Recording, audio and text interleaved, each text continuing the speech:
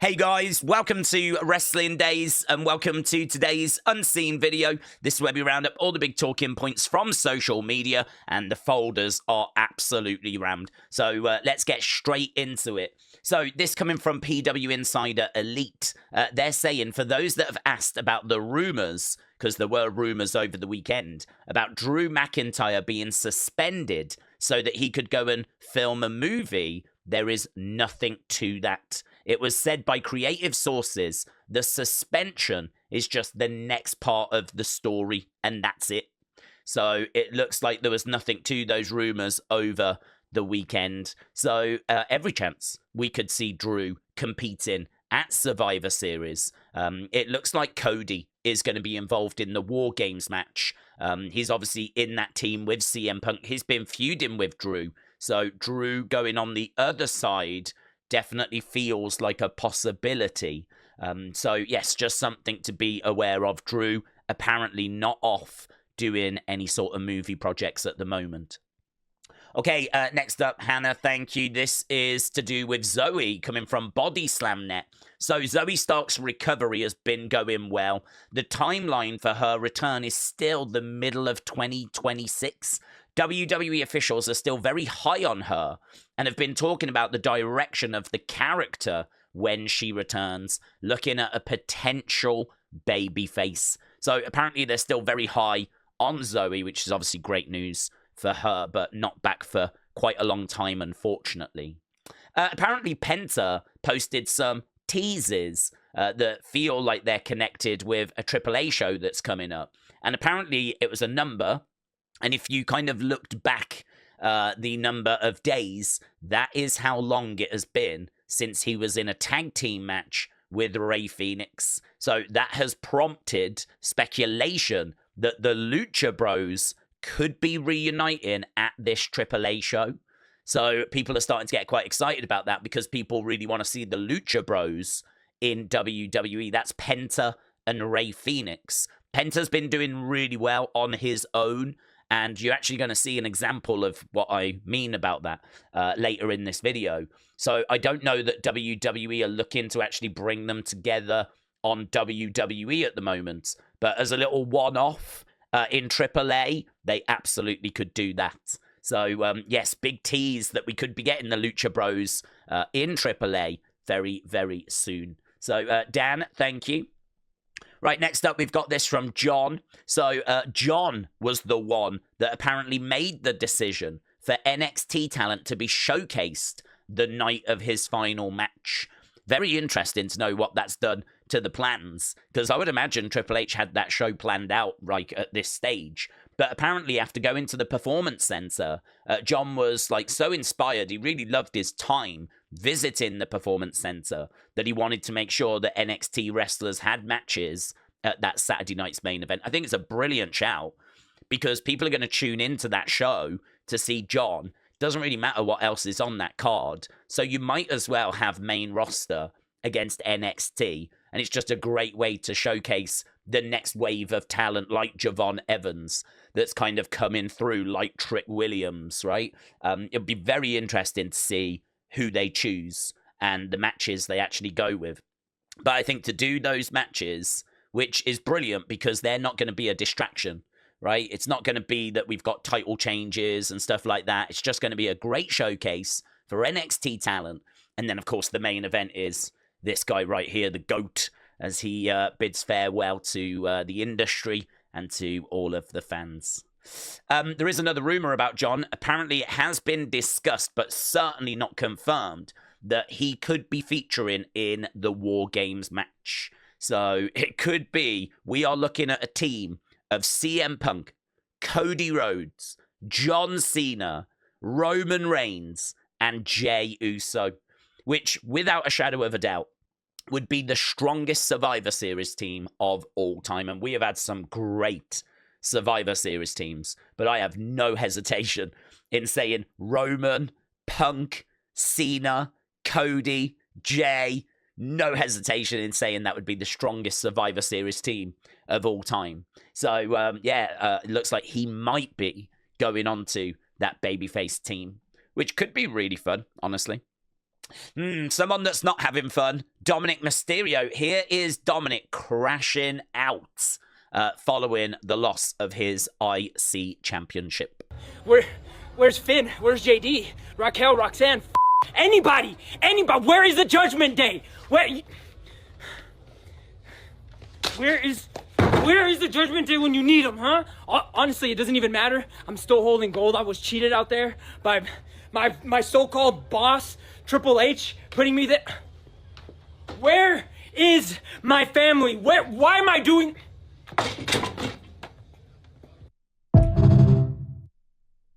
Not happy. So Logan's beat, thank you.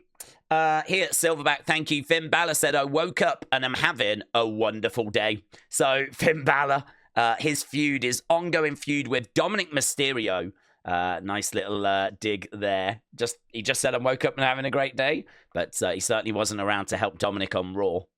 Charlie, thank you. Here's Sheamus saying, when you look close. So there he is, look, showing some support to John, but he's just zooming in on the fact his hand was on that Intercontinental Championship. Sheamus just letting us know that that is really where his attention is at, to be honest.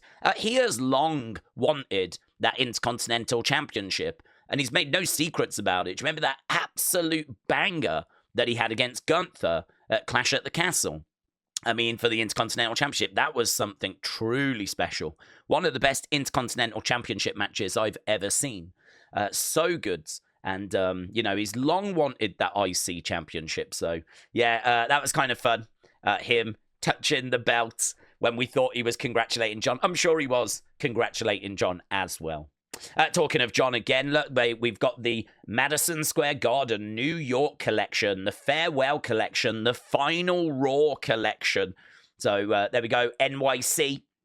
That's what John Cena's collection is going to look like next week. And actually, we've got a bit of a spoiler because we have got a graphic that shows all the remaining shirts. There are 4 shirts left, obviously. We did one yesterday for Boston. This is the other one for Madison Square Garden. That only leaves 2 that we haven't seen. And we've got potentially the image of those 2 remaining shirts. And I'm not even joking. So, Francis Gameplays, thank you. So, I don't know where this graphic has come from. Right? No idea. But it looks like WWE has revealed John Cena's final merch pieces. So it looks like, if we go full screen, that is the one from Boston. That is the one I believe we've just seen for Madison Square Garden.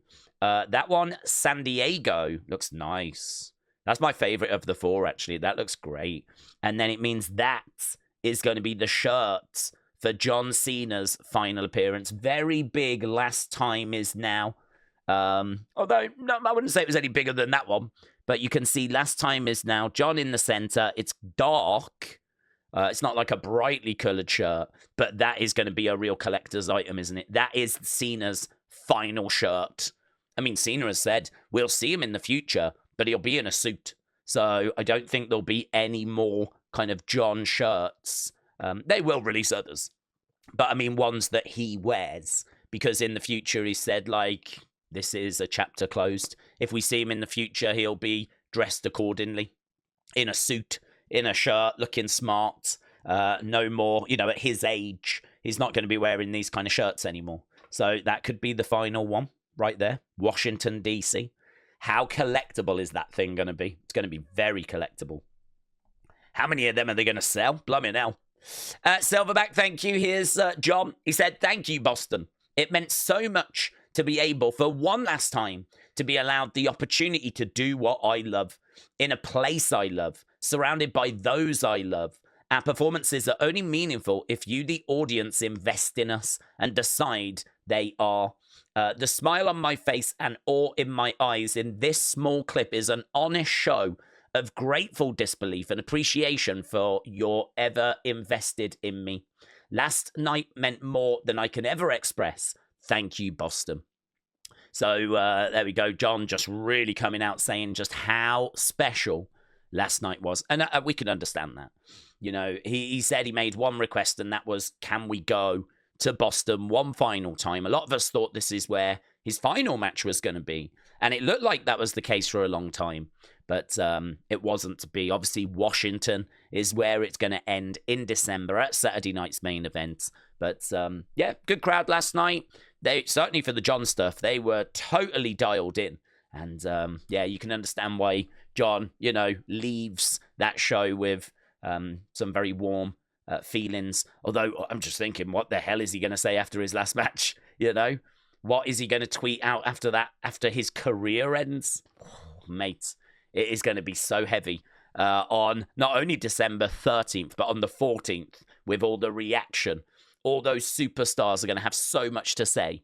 And obviously, John probably will put a little message out as well. I wonder if he's started thinking about that now or if he's just going to do it in the moment. Mitchell, thank you. So we said earlier that we've got a bit of information on Penta. And this is it right here. So WWE have announced the wrestlers that are the top merch sellers for 2025. So we're looking at Alexa Bliss, which is amazing. I think that's a big achievement for her. AJ Lee, fantastic. CM Punk, Cody, maybe even Jacob, Jay, John Cena. I would say all of those are unsurprising. No LA Knight or Karrion Kross, which is a bit of a surprise because we know Karrion was a top seller, certainly towards as his contract was getting to an end. I did wonder if he might have just snuck in to this because I remember talking about, merch sales and people sending me screenshots showing that he was one of the best sellers. But it seems like that must have only been for like a period in the year rather than the majority of the year. So he didn't make it. So Alexa, AJ Lee, Punk, Cody, Jacob J, John Cena, Penta makes it, which I didn't expect. I know he has done well, but I did not expect him to make this list. Rhea Ripley, and of course Roman Reigns. So there we go. Some surprises potentially in there. I would say Penta being a surprise, Alexa Bliss being a surprise. Because if you think about it, she hasn't been in like major matches. I know she did return, and I'm sure that was a big boost back when she came back in January. But other than that, the women's tag titles, not that big of a deal. It's not like she's been the women's champ or, do you know what I mean? Like main event in PLEs. So for her to be on this list, I think is very impressive. AJ Lee, no great surprise. We heard that she was just, for a short time, WWE were just a t-shirt printing company for AJ Lee. They were selling so many of her new shirts. So, yeah, I can't say I'm too surprised in that. But Penta, very good. So if you want to know why Jay keeps getting pushed or why Penta's not back in the Lucha Bros, this might just be a little indicator as to why, because these are the current, with not long to go, about a month and a half, these are the current 2025 top merch sellers. And then the only other thing I've got here in the WWE folder is the PWI Women's 250 list. I don't like these lists. There's a good reason why I don't like these lists, because it basically just looks at the companies, it looks at the champions, it looks at how long they've been champions for, and then it just puts them into a list, right? It does say there's other criteria. I think the other criteria really kicks in once you get past the champs, and I think these lists are always dominated at the top end by the champs. So, for example, I think we can agree that, say, EO has been the best in-ring talent, right, for the past year or so. But the top WWE star is Tiffany Stratton, who I would not say is the top female in WWE. But because she had a very lengthy title reign, that's taken into consideration. And so she actually comes out as number 4, right? I mean, I think to have Tiffany as the 4th best female wrestler in the world is a bit ridiculous, when I don't even know she's the 4th best female wrestler in WWE. And that's no disrespect, right? She's a top talent with an amazingly bright future. But, I mean, she's only there because of her lengthy title run. And then you have a look at, like, Stephanie, who, of course, was NXT champion for quite a while. Got called up, got to the WWE Women's Championship quite quickly. Io's up there because she had a bit of a run with the belt. It's just belts. Naomi's up there. She won the belt. Rhea Ripley had a little run with the belt. So it just comes down to the champs, really, at the top end. Like, this is why Mercedes is number 1, because she's got all those belts. And she's had them for a long time. Maybe the list gets more interesting the further down you go, where it's not just about the belts. That's where they start to, like, rank them a bit more by visibility and in-ring ability and all that kind of stuff, but I just find it a nonsense, honestly.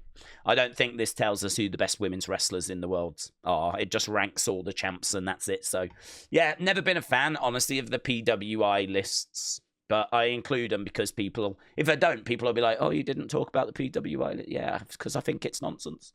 That's why. So, there we go. Right, let's go over into other. Okay, so this is weird. Mitchell, thank you. So we've got this from Rich Holland. Rich Holland made a statement that he was unaware about a GoFundMe that would be set up for him, that would be donating money raised to charity. He said he apologizes if the page caused any upset or offense. It was never the intention. So apparently a GoFundMe was set up without him being aware, right? It says here that it was a family member that created it, and he is going to donate the money to charity, which is mental in my mind. There must be a way of returning the money back to the people that gave it, because I understand giving to charity is a lovely thing to do, but I mean, I don't know that Chelsea is donating $1,000 a month because she wants to donate that to charity. I think she wants to specifically help Rich Holland. And if he doesn't need that help because financially he's actually okay, well, then give the money back. That must be an option, surely. So what a mess this is. This whole Rich Holland stuff, just what a mess. And do you know, it's mental as well, just how much he is in the conversation still. Do you know what I mean? Like every day I feel like there's something new coming out in regards to Rich Holland. And I do wonder if that's maybe a strategy. I mean, it's just every day there's a new story. There's just something new that's constantly happening in regards to Ridge and the fallout of his leaving of WWE. Here was another story, just as an example, right? This was him on Busted Open Radio. He said, I asked the questions when I was in WWE, is there anything I need to work on? When I was taken off TV, I was trying to pitch ideas. One of those was maybe me and Inamura doing a best of 5.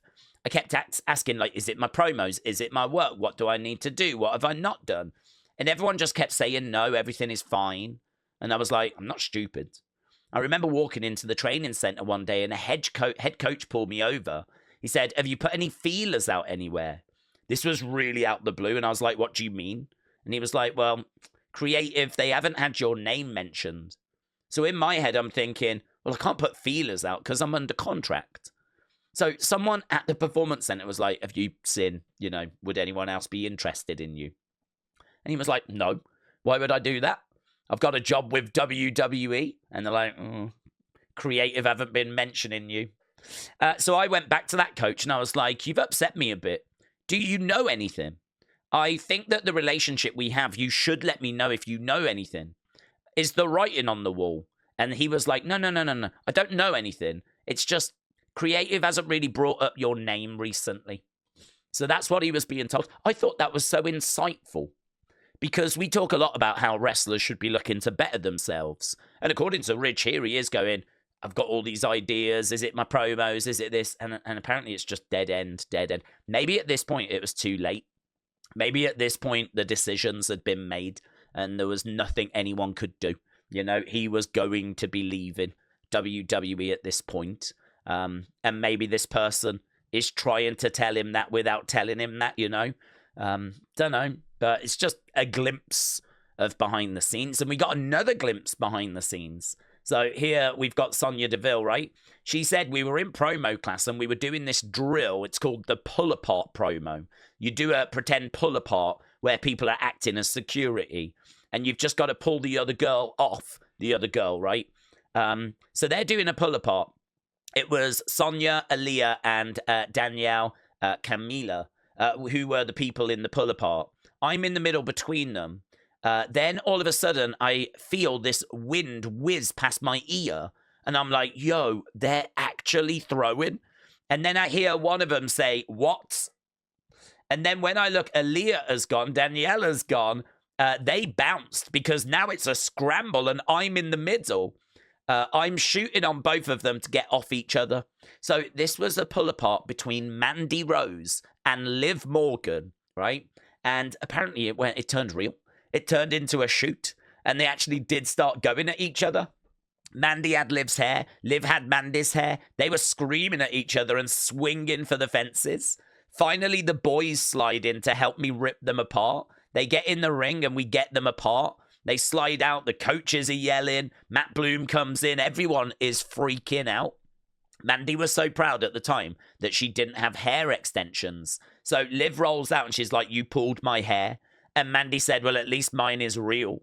And they were just effing each other up, cursing each other out.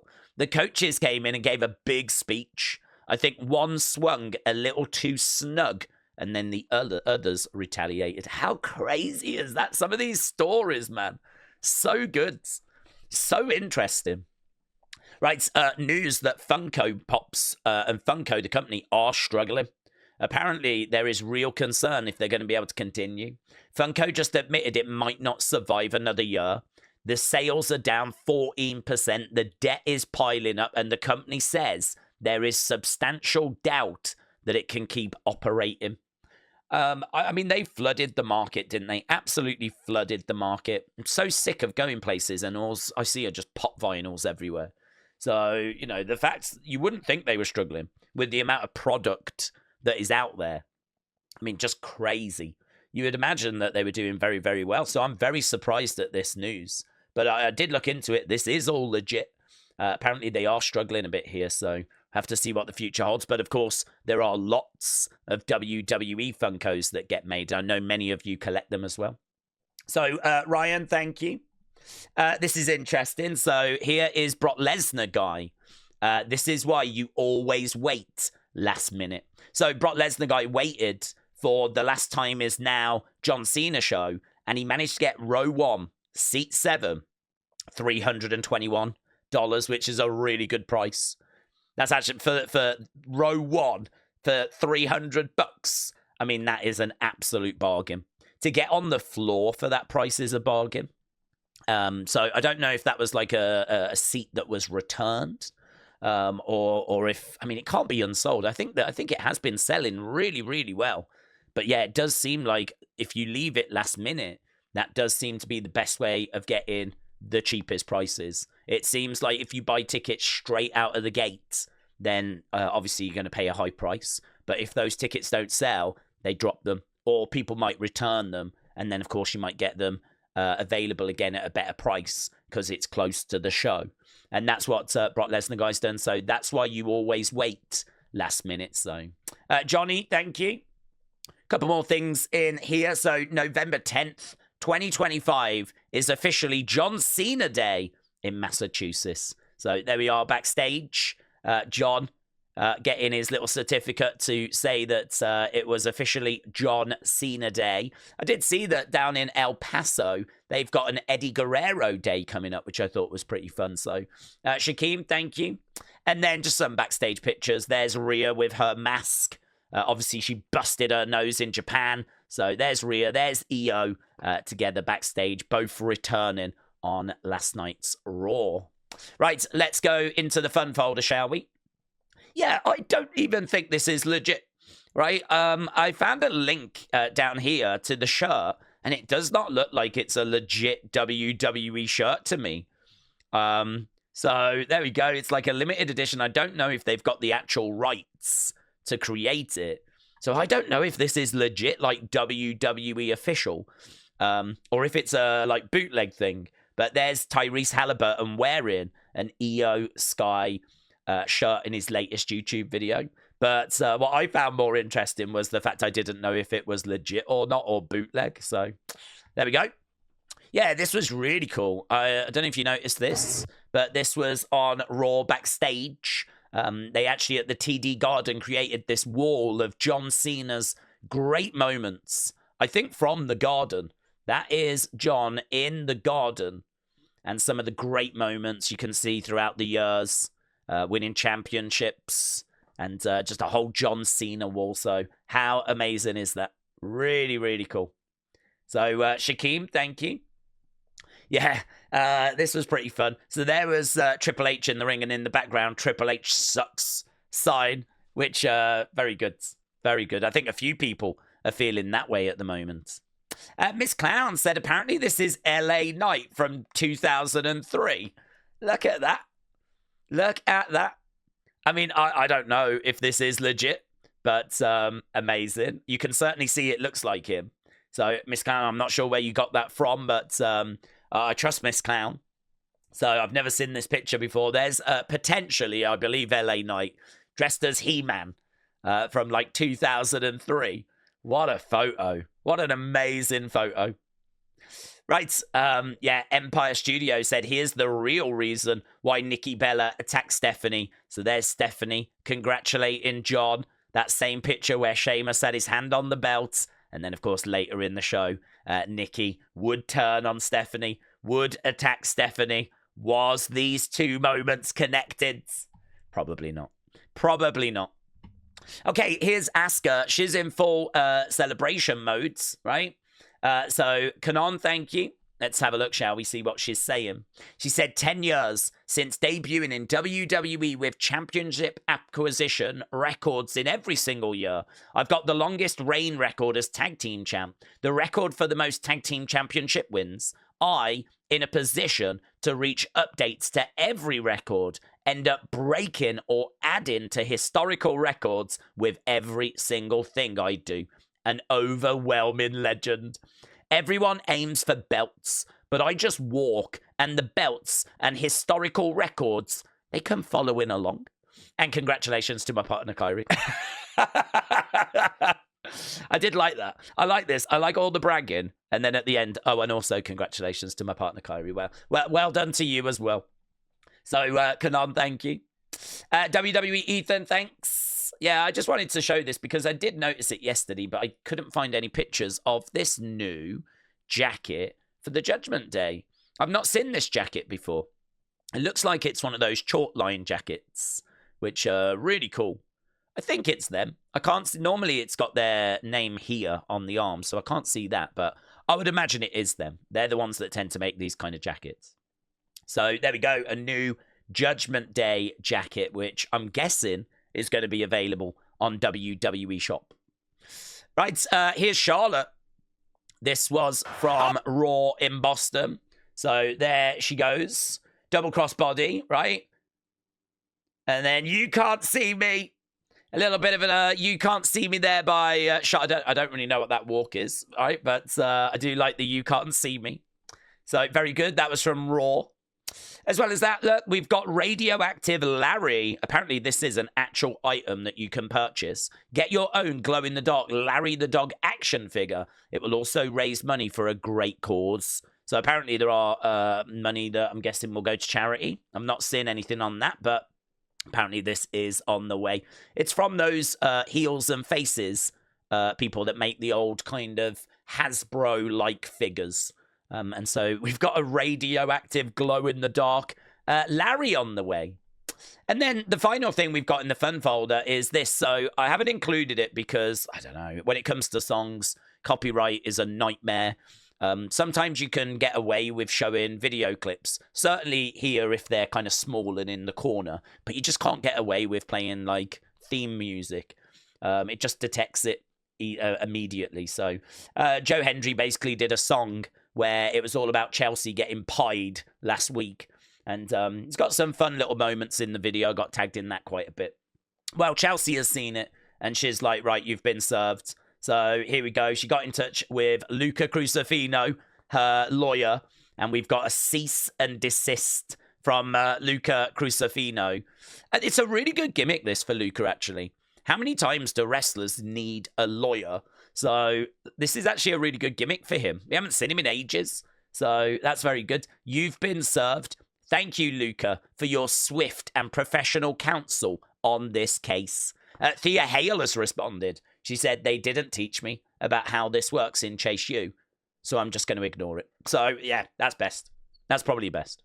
So there we go, a little bit of fun going down with NXT. And, of course, NXT is on tonight. We'll be doing the live watch-along for it. Okay, Blair, shout out to you. Said bit late. No problems. But I wanted to share that I got to visit the Wyatts Universal Haunted Horror Nights, or whatever it's called, HHN.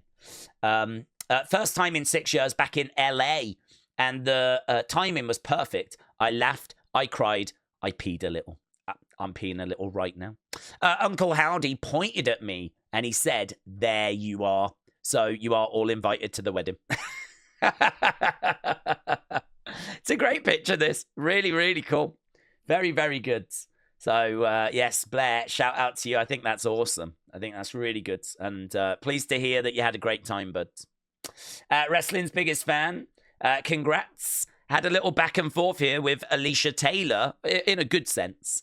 So, you know, we had Xavier playing the bass, Wade on guitar, Alicia Taylor on the drums, and then Wrestling's biggest fan just started having a conversation about what song they should play, and just had a little back and forth, which is really cool. A lot of people don't know that Alicia Taylor can play the drums, but the first time I ever saw Alicia Taylor, ever, was actually in a music documentary. I saw a music documentary for Kate Nash, and basically it was all about Kate Nash trying to crack America, and she had a little band with her, and amazingly, Alicia Taylor was the drummer, right, in the band. And the very first time I saw her on WWE, I was like, that's the drummer from the Kate Nash documentary. And I was like, what's she doing in WWE? And I still don't quite know how she got into WWE. I'm still not sure how she made that leap, that jump. But yeah, when I saw her very first, she was a drummer in the documentary. So yes, she can do drumming. Wade Barrett, of course, puts little videos out of him playing guitar. And Xavier, I don't know. I've not seen much of his bass playing, to be honest. But there is a band forming, quite clearly.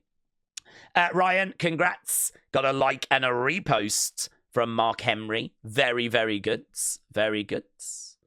Casey, look at this. So, what a Monday Night Raw. I've got no voice left. The energy and passion in the building for him was crazy. I am so happy for Cena. He is now a Grand Slam champ. Yeah, good. It was a very good Raw as well. Seeing a lot of praise for that episode. So, hope you guys had a fantastic time. I can't see how you didn't. It really was a very, very fun show. So, some brilliant pictures there. Really good. Casey also goes on to say, my husband surprised me with this signed Cena picture. I've got 580 out of 1,000. So, let's have a look at the signed Cena picture. There we go. Boom. Lovely big signature. That's really cool. I do love these. I really want to get an AJ Lee one of these, which is like, you know, nice big poster thing that they signed just before the show. So I don't think she's done any yet, but as soon as she starts doing them, I definitely want to get one of those. So there we go. That was the John Cena one. Can you imagine how special that's going to be for his final show in Washington? Oof. Kelly the Wise Lady said, look what I got. A like and a reply from the incredibly talented Alicia Taylor. She is my new favorite person, but that does not include La Primera. She is my number one. So there we go. Alicia Taylor responding to Kelly the Wise Lady. Very, very cool. Right, let's go over, shall we, into thanks, and then let's get out of here. So Chris Knowles, we've got a few there from Chris. Chris, very supportive. Appreciate it, buds. Armando, Sweet Chin Wrestling, The Lantern Warrior, Real Wrestling Fan, Canon, Blizzard 6, Edwards, Dark Phoenix Tees, Chanel, The Elite Pro Wrestling Forum, Huddle Talk, Sweet Chin Wrestling, Nico, Armando, Wrestling's Biggest Fan, Raymond, Sweet Chin Wrestling, Claire Webb, Tony, JJ, Wrestling Voids, Edwards, Silverback, and Edwards. There we go. Really appreciate all the support. And yeah, I kind of am looking to maybe move Unseen a little bit to this time. I think it works a bit better.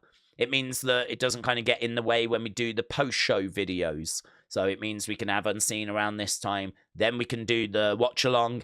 Then we can do the post-show. And then, you know, back round to Unseen again. So I think this works a little better. I don't know. We'll see how it does.